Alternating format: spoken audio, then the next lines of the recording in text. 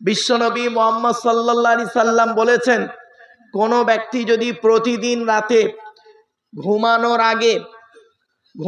আগে মা বোনেরা শুনে নিন, প্রতিদিন রাতে ঘুমানোর আগে অজু করে সূরা মুলক, কোরআনের 29 পারার প্রথম সূরা সূরা মুলক, তাবারাকাল্লাযী বিয়াদিহিল মুলক, এই সূরাটি যদি পাঠ করে ঘুমায়, রাসূলুল্লাহ বলেছেন ওই ব্যক্তি মারা যাওয়ার পর, দাফন হয়ে যাবার পর ওর কবরটাকে আল্লাহ রাব্বুল আলামিন আলোয় আলোকিত করে দেয়।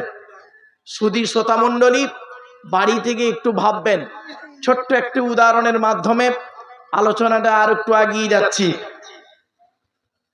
চলুন, নাম্বার 2, দ্বিতীয় নাম্বার আলোচনা ছিল কি, আর আল্লাহর আলোচনা নয়, এবার অন্য আলোচনায় যাব। নবীদের আলোচনা। নবীদের আলোচনা করতে গেলে, নবী হতে গেলে 3টে শর্ত আছে। 1 নাম্বার, যিনি নবী হবেন তার চরিত্র উত্তম হতে হবে। 2 নাম্বার, যিনি নবী হবেন তার উপরে আল্লাহর তরফ থেকে ওহী নাযিল হতে হবে। 3 নাম্বার, যিনি নবী হবেন তার দ্বারায় অলৌকিক ঘটনা ঘটতে হবে। 1টা হোক বা 50টা হোক, পৃথিবীতে যত নবী এসেছেন প্রত্যেক নবীর মাধ্যমে আল্লাহ পাক 1 থেকে 50টার ভিতরে অলৌকিক ঘটনা দেখিয়েছেন। কিন্তু আমার নবী, আপনার নবী, বিশ্বনবী মুহাম্মদ সাল্লাল্লাহু আলাইহি সাল্লামের মাধ্যমে পৃথিবীতে 1000-এরও বেশি অলৌকিক ঘটনা আল্লাহ পাক দেখিয়েছেন। শুধু তাই নয়, আজকে আমরা কোরআনটাকে ইউটিলাইজ করেছি কিভাবে? সারা পৃথিবী কোরআনকে নিয়ে গবেষণা করছে। আপনারা কি নেবেন কোরআন থেকে বলুন? ভৌত বিজ্ঞান নেবেন? কোরআনে আছে। জীবন বিজ্ঞান নেবেন? কোরআনে আছে। জিওগ্রাফি নেবেন? ভূগোল নেবেন? কোরআনে আছে।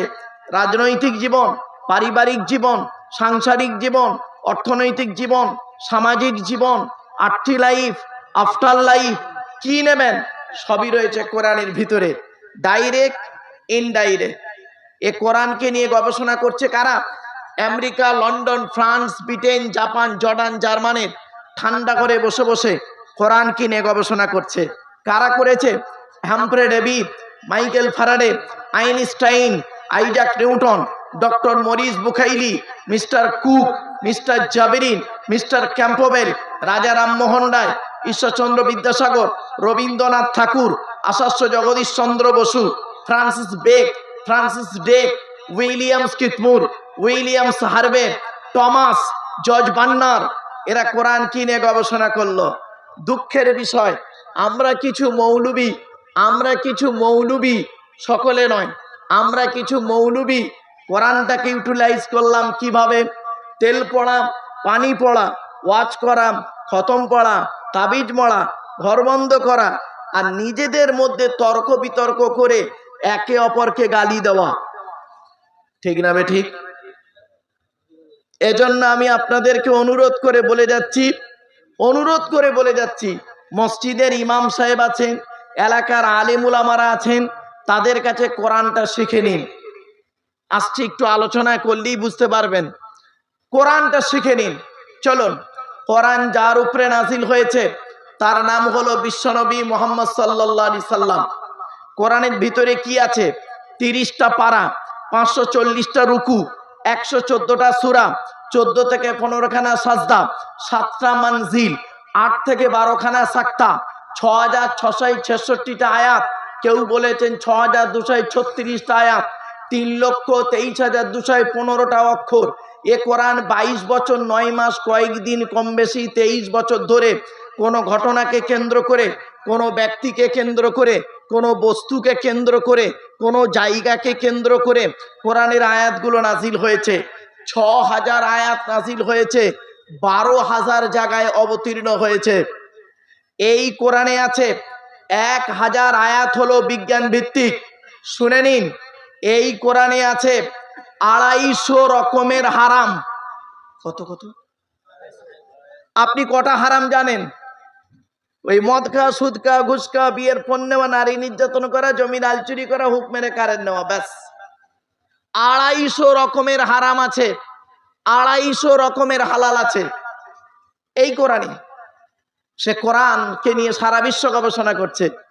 আপনি আধার কার্ড করেছেন, আধার কার্ড করার সময় অফিসাররা আপনাদেরকে বলেছিল মনে করে দেখুন তো, চোখটা বড় করে চান তো, বলেছিলেন? ১৫০০ বছর আগে কোরআনে এই কথাটি ইঙ্গিত দেওয়া আছে। আপনি আধার কার্ড করেছিলেন, যখন আধার কার্ড করেছিলেন তখন অফিসাররা আপনার বুড়ো আঙুল দুটো নিয়ে একটা কাঁচের উপরে চেপে ধরেছিলেন। ১৫০০ বছর আগে এই কথাটি কোরআনে ইঙ্গিত দেওয়া আছে। আপনি কোথায় আছেন, আমি কোথায় আছি? এজন্য আমি আপনাদেরকে অনুরোধ করছি, কোরআনের দিকে ফিরে আসুন, কোরআনের দিকে ফিরে আসুন। এবার আসছি কোরআন যার উপরে নাজিল হয়েছে তার পরিচয়টা দিই। তিনি হলেন মুহাম্মদ সাল্লাল্লাহু আলাইহি সাল্লাম, তাই তো নাকি? আরে ভাই বলুন না, কথা বলুন আমার সঙ্গে একটু।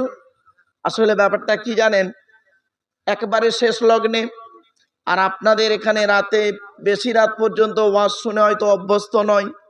আর দ্বিতীয় কথা হচ্ছে খাওয়া দাওয়ার একটা ব্যাপার ছিল, তখন একটু লোকের ভিড় ছিল, তারপরেই লোক চলে গেছে।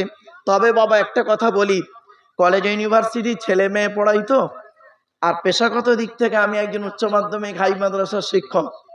সুতরাং যেদিন ক্লাসে 130 জন স্টুডেন্ট আসে সেদিনও আমার ক্লাস করতে হয়, আর যেদিন ক্লাসে বৃষ্টি হয় 50 জন ক্লাসে আসে সেদিন আমার ক্লাস করতে হয় না? তাহলে স্টুডেন্ট কম বেশিটা কোনো ফ্যাক্টর নয়, আমি কতটা পড়াতে পারলাম, বোঝাতে পারলাম, এটাই হলো মূল ম্যাটার। ঠিক না বেঠিক? অতএব শ্রোতা যদি আমার 20 জন হয় ওটাই যথেষ্ট। মনে রাখবেন 1000টা ভণ্ড বেকার শ্রোতার থেকে 10 জন শূন্যওয়ালা শ্রোতার দাম আছে। ঠিক না বেঠিক? চলুন আপনারা আমার সঙ্গে একটু সহযোগিতা করুন, আশা করি লস হবে না। চলুন একটু আলোচনা করি, লস হবে না ইনশাল্লাহ। দেখুন আল্লাহর কোরআন কোনোদিন কাউকে ঠকায় না, নবীর হাদিস কোনোদিন কাউকে ঠকায় না। চলুন আসছি। মুহাম্মদ সাল্লাল্লাহু আলাইহি সাল্লাম হলেন আমাদের নবী।